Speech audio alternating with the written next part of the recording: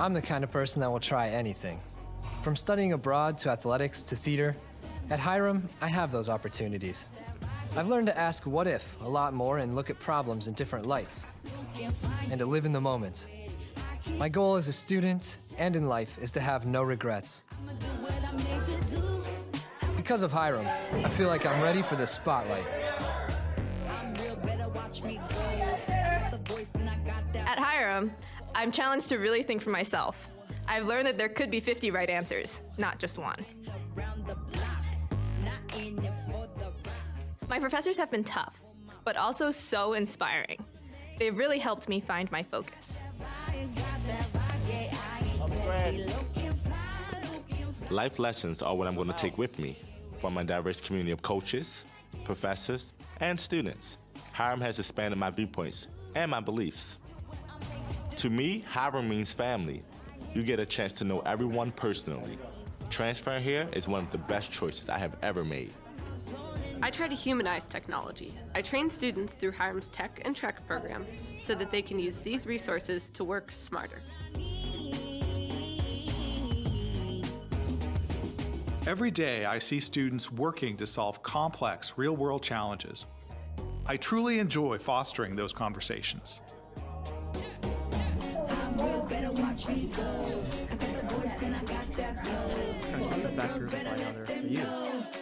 All right, so I gotta head. I'll see you later. Okay, see ya. People make the difference here. I've built relationships with my professors and my peers, so for me, Hiram is a really helpful, supportive environment. I'm learning more than what's in a syllabus or a course description. I'm figuring out how to network and get involved. Howdy, Mary. Helping people is my passion, so I'm studying science and healthcare, but I'm also learning a lot about who I am. By taking care of the people, the animals, and the environment here, I know I can make lives better. I came to Hiram for a degree, but I'm leaving with so much more. I am ready. Prepared. A work in progress. I am passionate. Bright. Confident. I am the new liberal arts. I am I am. I am Hiram. Visit hiram.edu.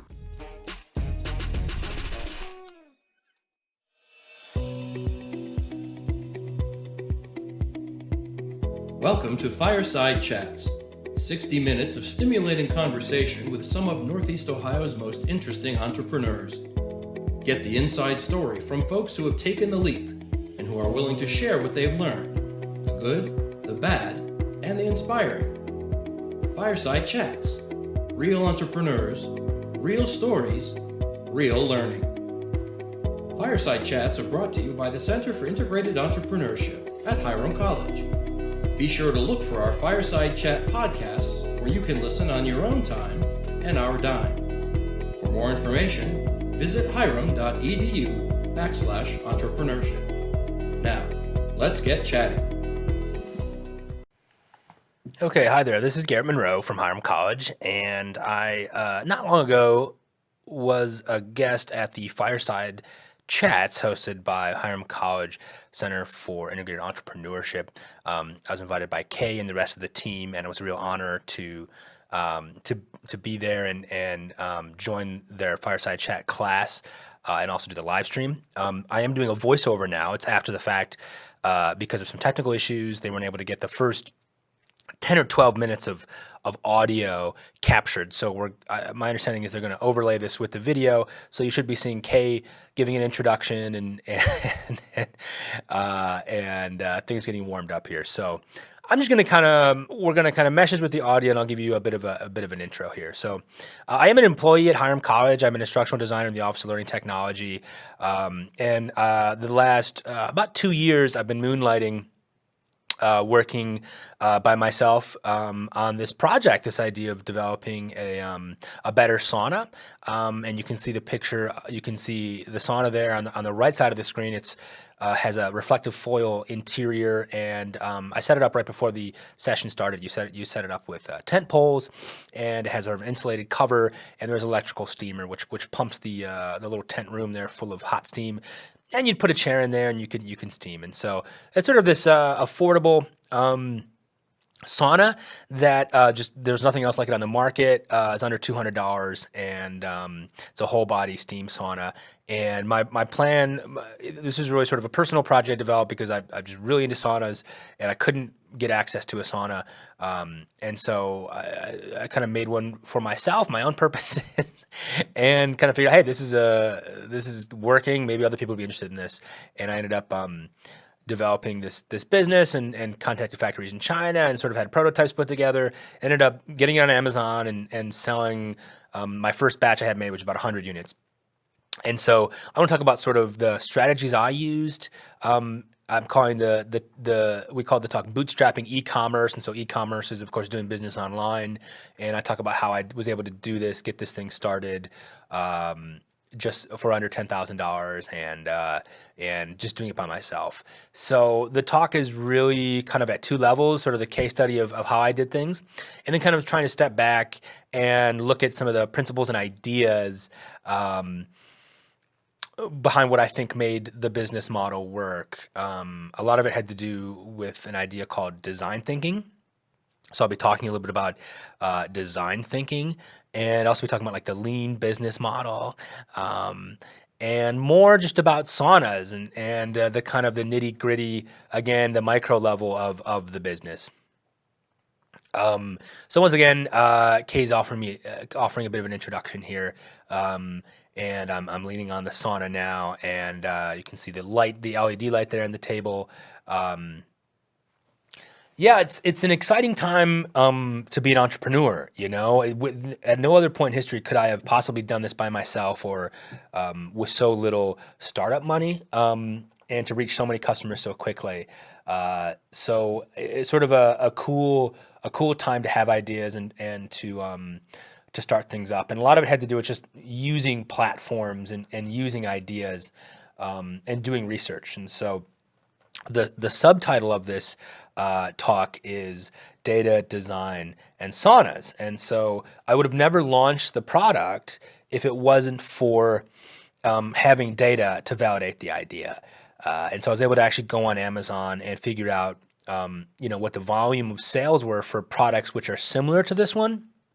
Find out that they're moving 800 to 1,000 units of a poorly designed sauna, is much less glorious than the one that I put together. In fact, it doesn't even encapsulate your whole body, and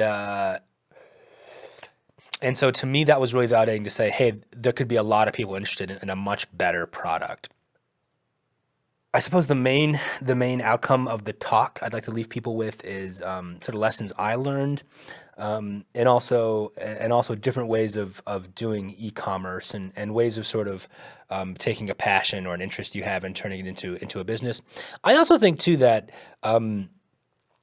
using design thinking, I'm going to talk about a little bit in the talk, is something that you could use for a lot of products. So I think that this product in particular was one that got me started. Could I do it again? Possibly. I don't think I could use some of the same principles to launch another product, but nothing's going to quite have that same spark for me as what I was able to do here with the saunas. At least nothing foreseeable, but something might pop up. But again, I think that the concept could be used in sort of whatever area. So here I'm talking about the Amazon listing I have and looking at the nitty gritty. At the time of this, there was 23 customer reviews, and the average rating was like a 3.8. So not perfect, and kind of on the tipping point of not doing super hot. So since then I've been able to repair the rating there. The Amazon listing is really important, the health of that. People really look at the numbers there, and they really want to see at least 4 stars or pretty close to 4 stars. And so I've been working on fixing issues and trying to drill down into what the issues were with the initial batch, the initial 100-unit batch. And that batch was a pretty aggressive prototyping phase. And I think if I were to do it again, I would have spent a lot more time not launching it and testing it in-house and doing a smaller circle test, maybe doing 20 or so to different people. There are issues I didn't foresee with prototyping, especially in packaging and shipping. The product out of the box, the product set up without shipping and packaging works really well without any flaws. But once you start shipping it around and boxing it and kind of being banged up by the different warehouses it gets hit, our initial batch had a lot of damaged units. And so the initial packaging we had designed by a company up in Ravenna ended up making a box that was too big and didn't securely house the steamer. And so we had a pretty high rate of return, about 10-15% of the saunas broke. And so I had to reach out and replace a lot of those steamers. And so that's why the reviews were low. Because there are a number of people who just got broken steamers. But there was also a lot of people who just loved it and it's still working for them. I keep getting big reviews in and people saying how much they like it. So to me, that's really exciting. And we've gone back and designed a new box and a new packaging. So hopefully this next round, I'm coming back and trying to grow the business with another round.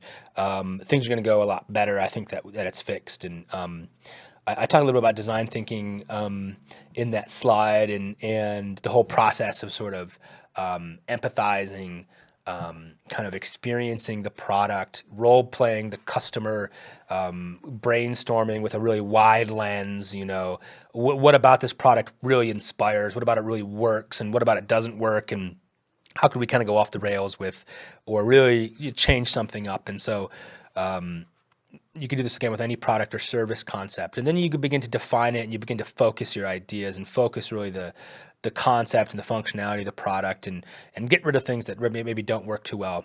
And in that third phase, you begin to ideate and you begin to look at feasibility, right? What could actually work?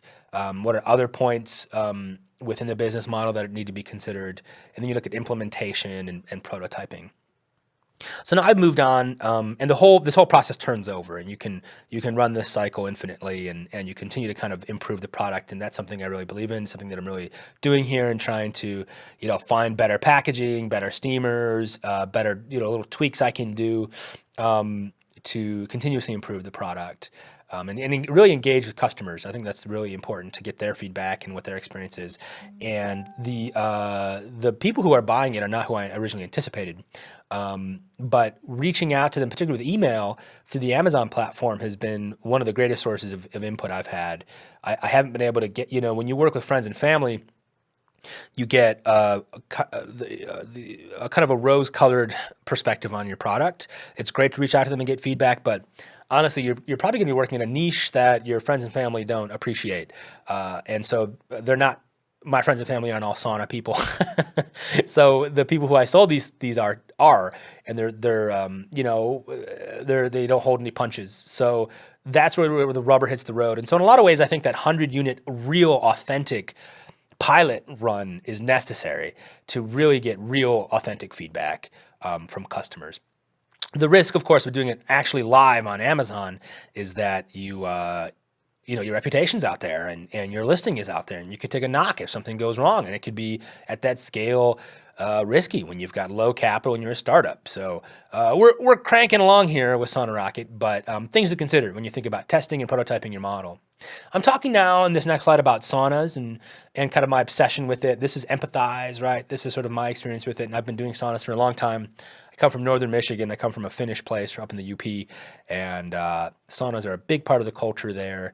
I remember my undergrad, I think it was actually in high school, I started going up to the university gym at Lake Superior State University and spending a lot of time in their saunas after a workout, running into professors and running into other students and people and having conversations and just seeing it as sort of a sanctuary from the bustle, from working multiple jobs and the stress of school and everything, and kind of a place you could just relax and feel good. And I always noted how well I felt after it and how good it felt to get in there.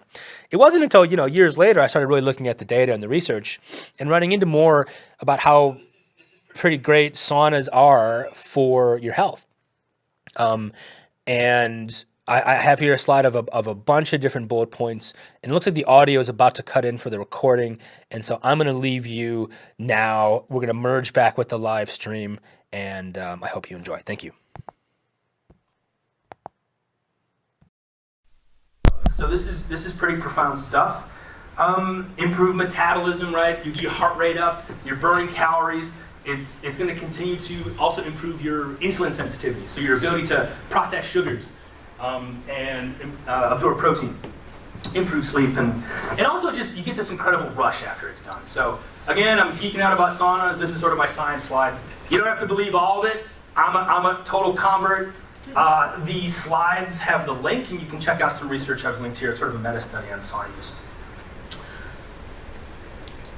So after I graduated from college, was kind of into saunas, I moved to China, and I was there for 7 years. I was working at international schools. And in China, saunas aren't really a big thing. You can get a sauna if you go to a spa, or a bathhouse is what they call them, which was kind of expensive. You want a day pass at a bathhouse, it was like 40, 50 bucks in US dollars. So if I want to just go get a sauna, I don't want to go spend 30, 40, 50 bucks to get a sauna. So this is a school I worked at, Kunming Foreign Language School for a number of years. See me down here. And this was a group. So by the time I was done, this was October 2016, so this is my last academic year there. This is an AP Art History class I was teaching. I was finishing my master's degree. I was finishing my teacher's license. I was absolutely burned out. I was not taking great care of myself. I was kind of gaining weight. And after I finished all my studies and my research and my work, I wanted to kind of get back in shape. And so I was looking at, how can I get back to kind of doing sauna and working out. And so I was really kind of looking at what kind of saunas are available on the Chinese market. So this is a Chinese website called Taobao. It's a Chinese equivalent of Amazon. And the embarrassing products on there are just fantastic. And I went to the point, you guys see normal cedar ones up there too. But look, I'm shameless, and I went ahead and bought one of these things. This little guy right here with the cute girl in the pink. This guy right here. So imagine, my fantastic physique, just sitting in this lovely little thing with my head popped out, angrily not enjoying my sauna experience. So it's of course just a miserable sauna experience sitting in this thing. It got a sweat going, but it wasn't anything like the dignified sort of finished cedar thing where I'm sitting among men and laughing and blah blah blah. Right? It was almost like a perverse form of torture sitting in this little steam room. And so I was like, and it broke down, by the way. This thing broke. They had a steamer, an electric steamer, similar to the one I'm showing you here. Didn't work all that great. I had to order another one. And at this time, I'm not thinking about I'm thinking about how awful it is and why isn't there a better product. So these are sort of early encounters with saunas. And I'm also doing another business. So this is another business idea I was trying to do, which was opening up a protein business. So I was working with Chinese factories.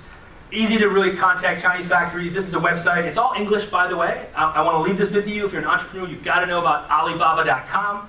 Alibaba.com is how you contact Chinese factories or factories in India. Or there's US manufacturers as well. It's about buying bulk. And so I was like, let me go check this out. And so I'm looking at, hey, I'm in China right now. I can buy stuff in bulk from Chinese factories, and it's going to be super. I don't have to pay for importing fees. I don't have to pay for international shipping. I can just get barrels of stuff. So I was getting barrels of pea protein and trying to mix up different blends of protein, and I was trying to open a juice bar because they had all these gyms around. They didn't have any good juice or protein options. So my apartment's filled with barrels full of protein powder. I ended up not doing much with that. But it gave me like an early encounter with how to contact and how to use Alibaba and contact factories. So meanwhile, return to the US. Start my job here at Hiram. I'm jazzed out about education technology, but we're doing tech and trek. But again, when I move in the area, I'm frustrated again with lack of sauna access. No sauna down at the Coleman. No sauna in the immediate area I can go to. And again, I find myself, because I have problems. I have problems with sauna. Buying again another one of these little things and getting my little sauna in one of these little machines. Because I just want to do it. I want to do it frequently. I'm kind of addicted to it. And this thing breaks. It comes with a little shitty chair, and the chair broke. And the steamer broke, and I'm just like, what is going on? And so I asked this question, like, is it just me? Am I the only person having trouble getting to a sauna? Like, how do I find a sauna? I want to go sauna regular. There's a Planet Fitness near where I'm at. There's Anytime Fitness. None of the gyms in the area have a sauna. The school didn't have a sauna, and I'm renting an apartment, so I don't want to go and spend $2,000 to $3,000 and install a sauna when I'm going to move, and I'm not going to get reimbursed for that. So I started looking at this and thinking about, like, sauna access, I think, is kind of a global problem, right? I'm a huge convert. I'm a huge believer in sauna health. I think everybody should be doing the sauna. So I'm looking at this and I'm like, this is a real design challenge, right? There's a growing awareness of people who are really into saunas. We know what the benefits are. I don't know anybody else in real life who's as geeky about saunas as me. Nobody else is into it as me, but I know people online. I'm on websites, I'm on Facebook groups, I'm talking to other people who are geeking out about saunas. I'm like, these people live, they exist. So, number two, most commercial gyms don't have them. Most people are going to a $10, $20 a month gym, Planet Fitness anytime. They don't have saunas. Spas are expensive, full saunas are expensive. More and more people can't buy a home, right? Dual labor market, they can't afford it. More and more people are renting, so they're not gonna be able to build in their house. So I'm like, hey, something's going on here. Another piece of the puzzle is think about grow tents. Anybody seen anything like this before? Anybody know where they use these guys? It's like hang jackets and stuff? Like, isn't, you know what I'm talking about? It looks like an indoor closet, Yeah, right? Like okay. steam, like you could steam something in there. It's not quite that. So actually it's a little bit different. Anybody done any indoor botany? Growing plants indoors? This is a thing called a grow tent. So if you're growing things in your house, whatever you choose to grow, herbs, plants, medicinal products, or whatever, flowers, if you want to grow things inside in a climate-controlled area, you need a kind of indoor grow tent.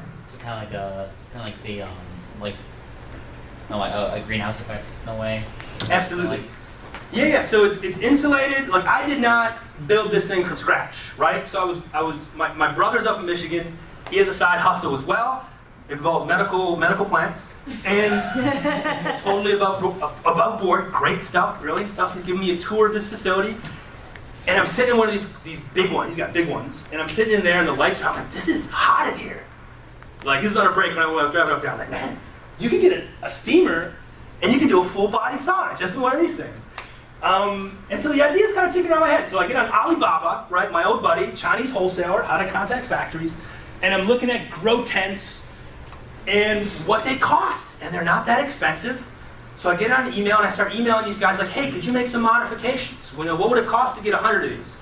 Could you make some modifications like a window on the door? Could you make some modifications like a window on the top? Could you make it of a particular size that would not be too big and not be too small where you could sit down inside of it? Could you eliminate some things and add some things? So I contacted the manufacturer like, yeah, no problem, we love it. They help me make modifications.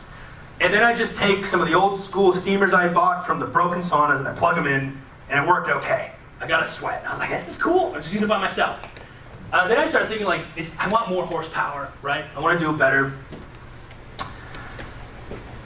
So again, I started having samples sent to me in the US, and I started having more different samples from different factories sent to my friends in China. By the way, you contact these factories. Samples are often free. They won't charge you for them. So like a lot of that protein I got was free samples. So I was like, hey, I need a quote and an order like 2 tons of protein. And they're like, oh, where do you want the sample? And I was like, send it to my address here. They send me like a free couple kilos of protein. So you can have free samples sent. Sometimes they'll charge you for shipping. So they charge me for shipping here. I also have some friends back in China, so I had them kind of rapidly accept things, so I didn't have to do expensive timely air shipping back and forth. And so I started looking at different grow tents, different factories, different steamers, trying to get it right. And then I started looking at like wide-scale feasibility. Hey, this is not just me. This could work. There's nothing else like this out in the market. So I asked myself, could I sell this? And is there enough of a market out there? Would people be buying this thing? So I'm looking at feasibility.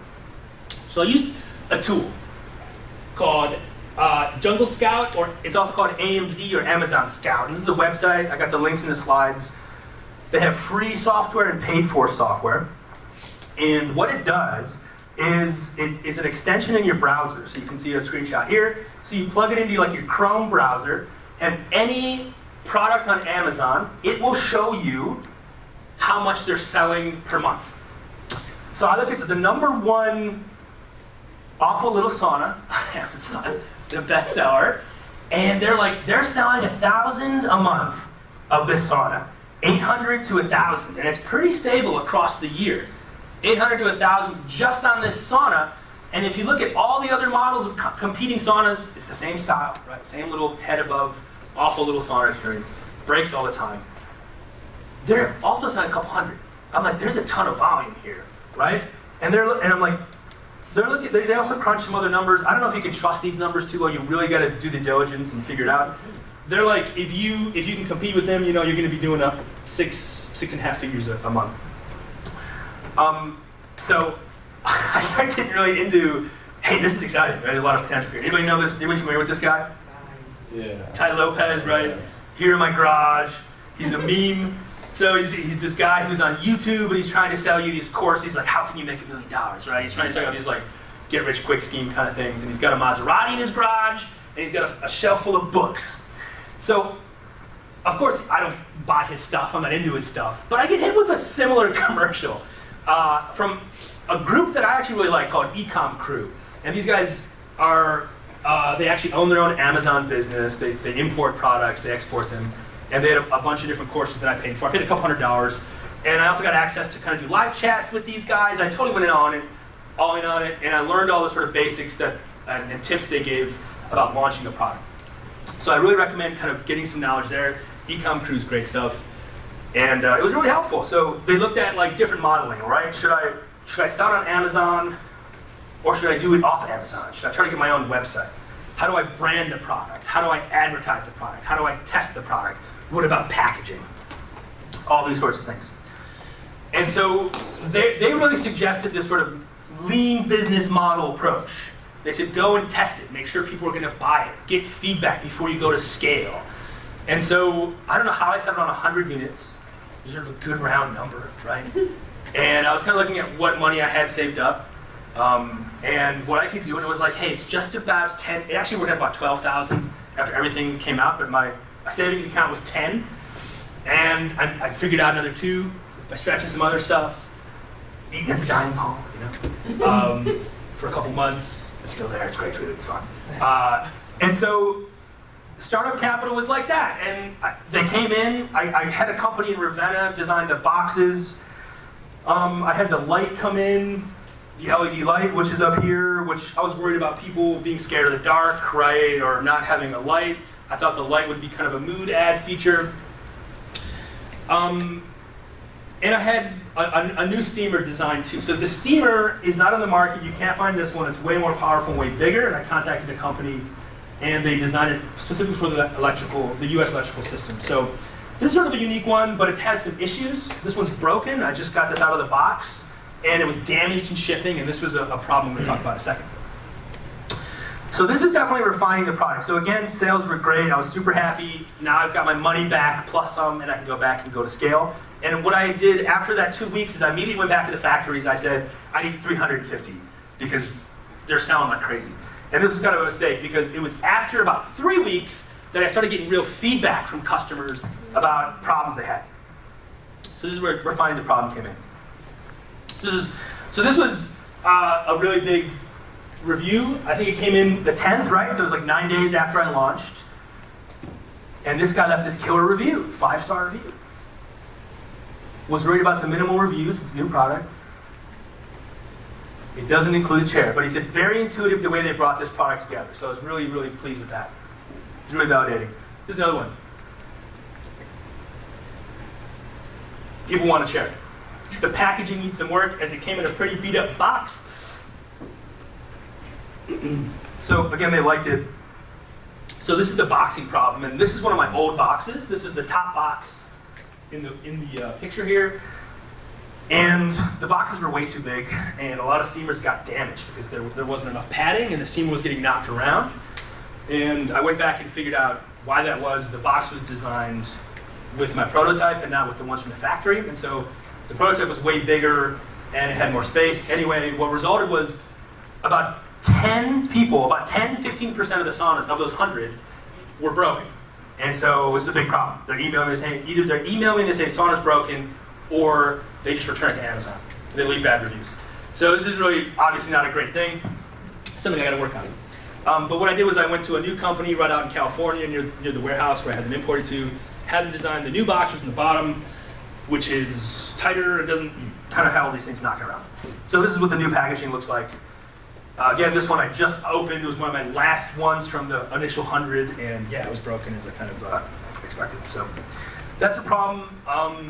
Refining the product, so I'm working now on kind of adding some extra things. This is something I kind of learned from So the e-commerce courses is you want to really, you can't always defend your product because other people might rip it off, they might steal it, and there's not a lot of protection you can do from that. So you really want to develop a brand, something that has name recognition.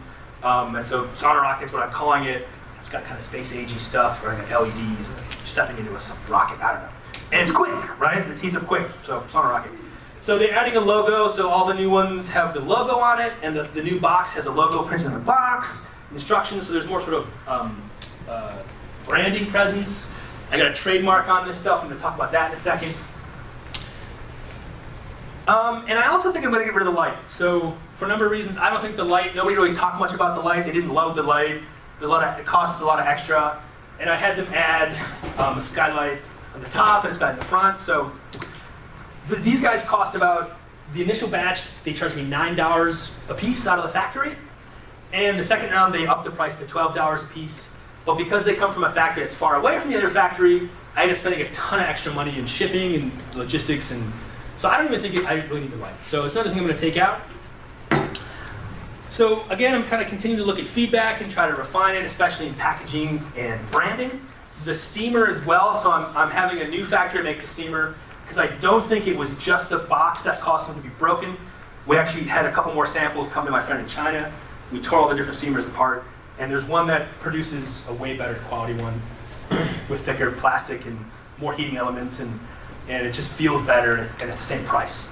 So after this next 350, we're going to switch to another steamer. Did you have a question? No. No, keep going. So, yeah, design thinking is one of these constant things that I think just kind of happens organically as you do things. I think I've spent so much of my life geeking out and empathizing with sauna users, right? Like, I spent like 10,000 hours in the sauna, right? That Malcolm Gladwell kind of number, thinking about it and kind of worried about it, trying to think of a better way. And I didn't quite spend enough time, prototyping and whatnot, but we're kind of getting there. But it's just exciting. It's been really, really fun over the last year to kind of put this thing together. And right now I'm out of stock on Amazon. We're going to be back in stock with that next order in about a week. So they're in the US, they're in California right now. There's a company who boxes them all up. I never touch the units. I don't have to manage any inventory, which is really great. If I did, I wouldn't be able to do my job here at Hiram, right? It's all through email, it's all through phone. It also helps that I speak Chinese, right? I'm on the app with Chinese people. Like right now it's a Spring Festival, so I can talk to my suppliers, kind of have a relationship. Think about maybe going and flying there this summer and do like a factory visit, try to strike up some deals, negotiate better prices. And because I live there, it's easy for me to think about that. Like I know how to get a visa, I know how to get around. But no other time in history would I be able to launch this kind of business by myself with the kind of costs, right? No other time would I be able to kind of take my idea to market in like that. And so here are some of the tools that really made it possible. LegalZoom.com had my LLC, my company formed, I had my trademark, copyright put in, and I have my patent. So I'm doing a patent on the modifications of the grow tent. It's not a ton, right? It's not actually a ton going on here, but there's enough of a design element to it that they said I could patent it, and that would offer some defense if somebody tried to copy the product on Amazon. So that's kind of what I'm looking for there. Super easy, cost a couple grand to do all the forms, the utility, the patent is particularly expensive. Alibaba.com, super easy to use. They all speak English. You don't need Chinese to interact with they're there to speak with English speakers, right? You can do it. Amazon Scout, this is how to validate data, look at sales volume, look at this sort of stuff. Incredibly useful, free tools. Amazon Transit is a company I use that helps me import the product. So I just pay them an extra fee, and they take it to California, and they help me bundle all the 3 different products together in a box, and then ship it to Amazon. Amazon.com is awesome. They take a big cut of my pay, or my profit, but people trust Amazon. Their credit cards are on Amazon. They're ready to use and buy on Amazon. They can get this thing in 2 days with Amazon Prime. So people just love it. They love the reviews. If I had my own website, I wouldn't be selling half. I'd be selling a fraction of that, right? Maybe one day, if I spend a lot of time with brand development, people know Sauna Rocket and everything else, and it's kind of a trusted thing, I could have my own website. I could save more money. But then how do I manage shipping, right? It's so nice to not be able to manage it, just ship things directly. Facebook ads, I used a little bit. I used a little bit of Facebook ads to kind of target other sauna health nut people. and by the way, it's super creepy. If you've ever set up a Facebook ad, you can go into and just search people who have searched saunas. You can figure out who has spent money or who has Google searched saunas. They don't tell me who the names are, but they can say, we will send ads to people who are interested in saunas. You know, I can also target people who are interested in spas or tanning, or however else I want to kind of target people. Facebook has your data. They've got your profile figured out. So incredibly powerful, lean ads. My ad budget for the 2 weeks was $80. And I used a combination of Amazon and Facebook ads. 99designs.com helped me design a logo. And of course, American Express and Chase, I used sort of business credit to kind of help scale up a little bit beyond what I could normally do. So yeah, it's a great time to be an entrepreneur. There's a ton of great resources out there. There's a ton of people who want to help you, you know, start a business. So these are some of the things that I used to do it. So I mean, I would like, if you've made it, to me, like I don't come from any money. I'm a first generation college kid. Student loans, I got them, right? I'm in education. I'm not making a bunch of money. But if I can do it, like you can do it. If you made it to Hiram, you made it this far, you can do anything. And so it's incredible, like what's out there right now, and how easy it is to go out and experiment and to encounter new ideas and to find your niche. Whatever it is that you love to do, whatever you're interested in, even if nobody else in your space is, nobody else, everybody, like there are people who are like, you're crazy. When I talk to people here, they're like, what are you talking about, saunas? And you guys are thinking, like, whatever, like, but going online, like it's a huge market, it's a global market. You can figure out something that other people are just as weird or geeky or interested in as you are, and there's gonna be a market for whatever that thing is.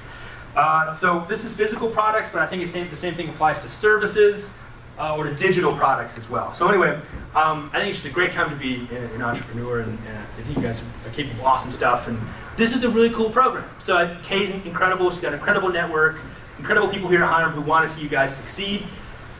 This wasn't my first company, it's my 4th LLC.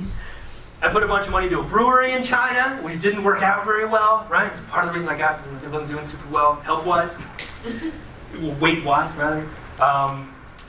Put about as much money in the brewery as I did here, and the brewery has just sunk costs, is gone, savings. I used to have a lawn business when I was in high school, right? I don't know why I made an LLC for that. And I started an app company, it was a startup, didn't work. We spent about 6 months, we raised a bunch of money, app worked okay, programmers hate each other, they tore each other apart, they were worried about patents, the team fell apart, learned a bunch of lessons there. And there were some other businesses I almost started. So over the course of just continuing to try and fail, you know, you learn stuff and you keep trying to figure things out. So again, it's early stages with Sauna Rocket. We sold 100, things are going pretty well. I'm pretty excited about it. So anyway, thank you for listening. That is the story, I guess, of where Sauna Rocket's at.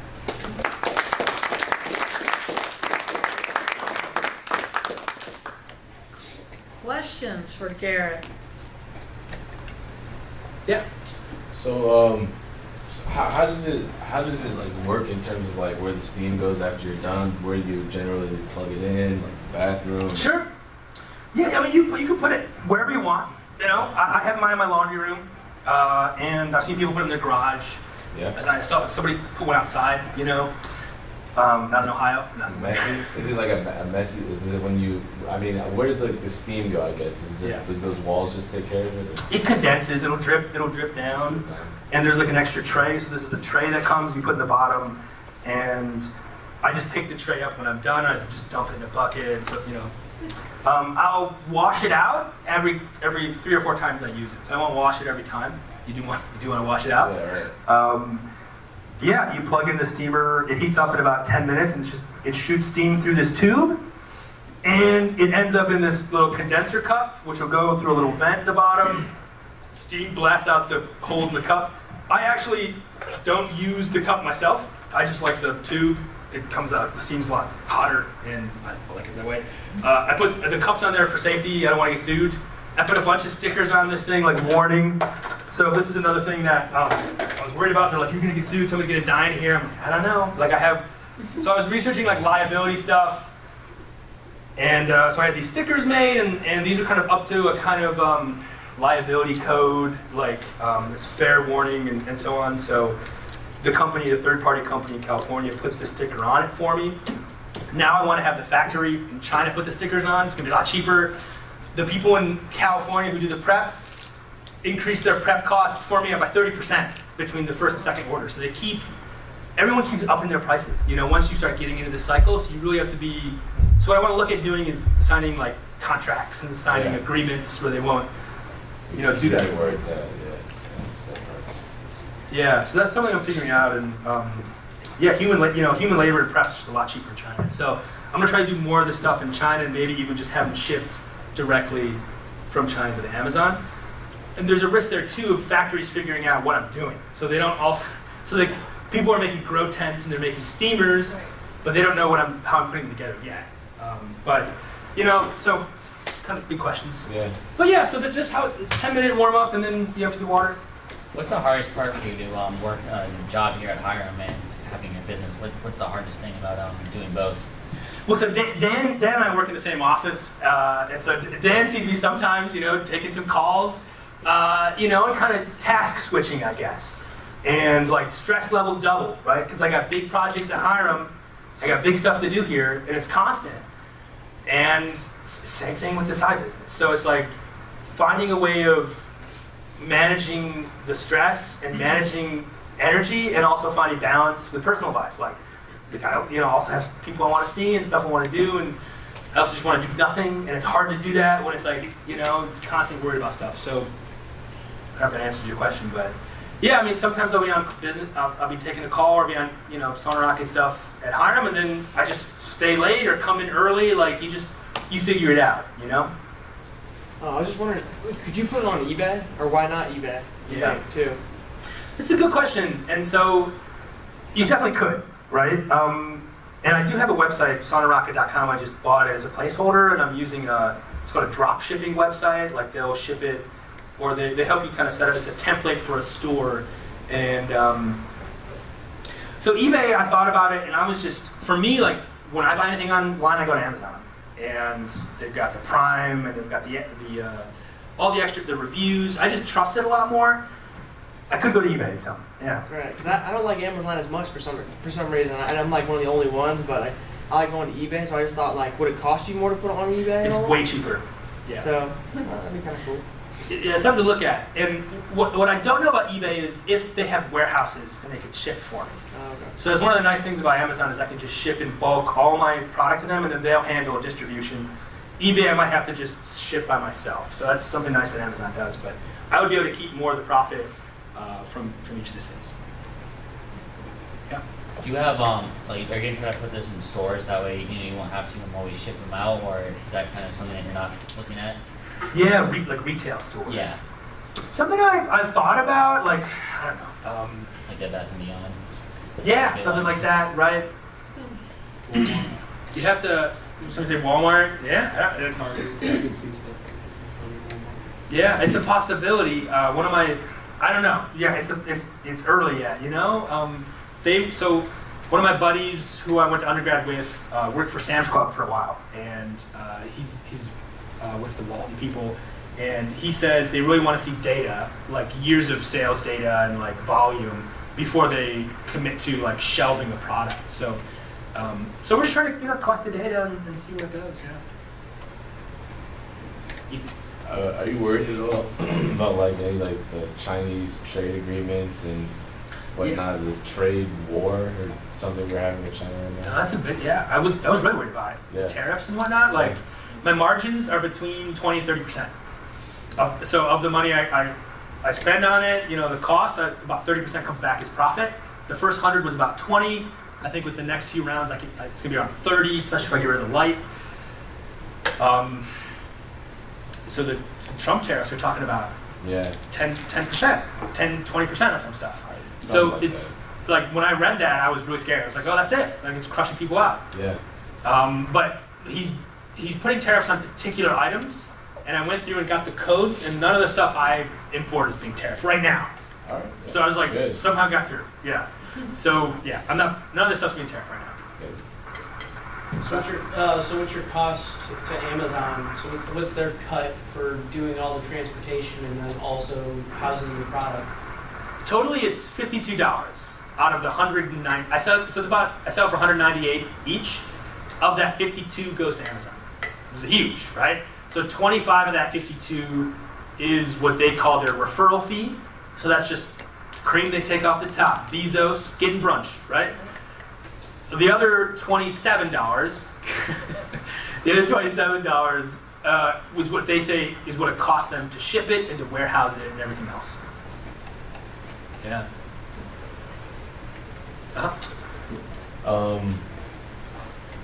Instead of like getting rid of the light, have you thought of like just like a new light feature maybe? Just like a small like little thing around like LED kind of strip around, maybe lights of different colors, whatnot.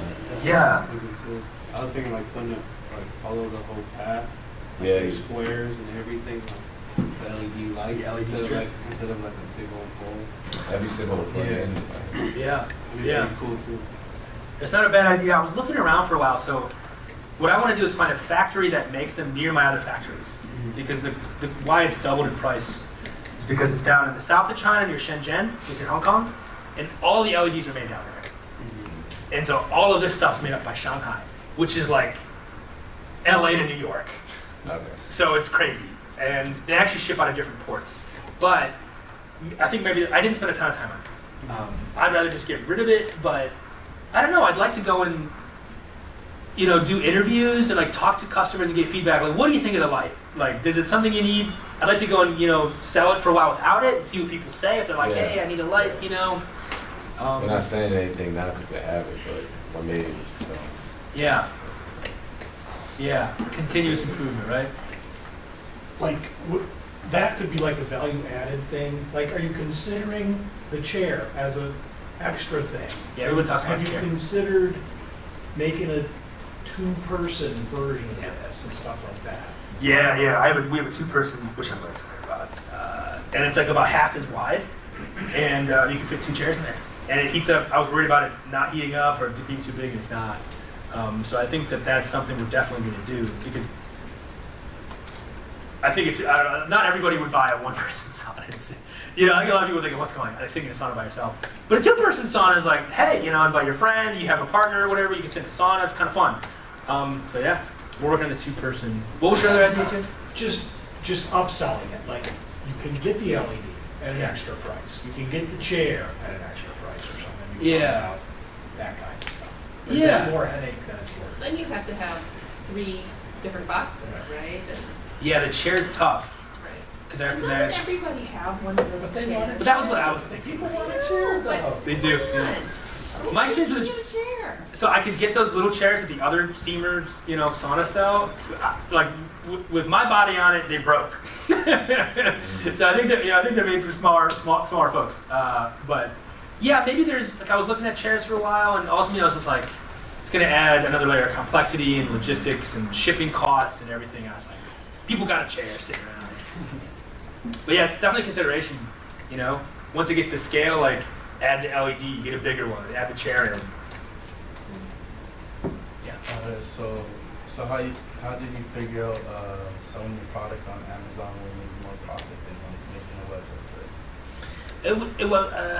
it? So I haven't totally written that off. I would definitely make more money selling it on my website because Amazon wouldn't be taking $52 out of what I'm shipping. I would have to then pick up shipping costs, and I would then have to go to the post office and ship every single sale. And so I was looking for a company who would ship for me. I couldn't find one that would be like, we'll receive the orders and ship for you. I couldn't find a company that would do that. I'm sure there's someone out there, but it's not. It's something that a lot of companies say, hey, we don't do it. At 100 units, I could manage it. At 300, I don't know. I could not do my Hiram job if I had to go run. The sales data was like 5 to 10 units a day that are coming in.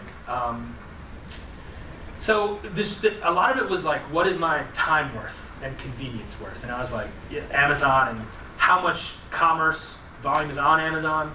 how many people are already there looking. Like people go to Amazon wanting to buy a sauna. So I don't have to sell it. People go there searching for other saunas. And what I do is I pay for an ad. When they search sauna, boop, there's my sauna. And mine just pops out because nothing else is like it. Nothing else is the same price point. And so I don't have to educate anybody. I don't have to sell it. People already come to Amazon want to get it. So that's just a huge, to me, like all these factors, I was like, right now we're just gonna do Amazon. I'd like to eventually, you know, it'd be cool to get to a scale where we didn't have to rely on that. You know, there's a lot of companies who do that, and they're full-time, they have their own website, you know, and they sell their brand and their product, and that's why they go off Amazon. I'm just not at that scale yet to like have physical inventory. You say you have like warnings and stuff like on the machine and everything, but is there like anything on Amazon that says like, you know, like not good for like, you know, certain people, like, you know, kids for example shouldn't be in it if they if there's something on Amazon that says like, you know, this shouldn't be for something like ages like blah blah blah. Oof, yeah, the age thing I should put in here. It's not a bad idea. Yeah, I just forgot about putting that in there. Nothing on Amazon says that, but it's in the instruction manual. So I put like a bunch of warnings in the front, like it's all like, you know, don't use it alone, don't use it, you know, unsupervised, set a timer, don't do it if you feel sick, you know, stop immediately, all these extra things. So, you know, God forbid, you know, somebody like gets hurt, right? It hasn't happened yet. I think it's pretty safe. It doesn't get that hot. It gets really humid, right? And it's easy to get out. So there's a bunch of extra stuff we put in the inside that make it easy to escape. So, easy to escape. Yeah.